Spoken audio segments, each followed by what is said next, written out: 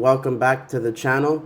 Today we'll be showing you how to connect your phone screen to your OBS on your computer to display your phone through OBS. So what you want to do first is you want to connect your phone to your laptop or PC or computer, either via a charger cable or using Android's display share so that you can connect wirelessly to your computer.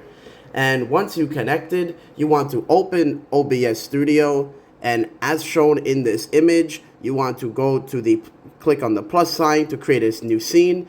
You then want to create a display capture. It shows window capture, but it'll be similar, called display capture.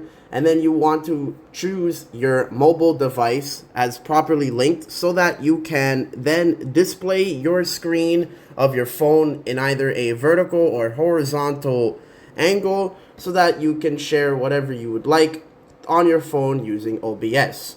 And make sure to use display capture because window capture isn't nearly as good, since display capture shows everything properly without any delay.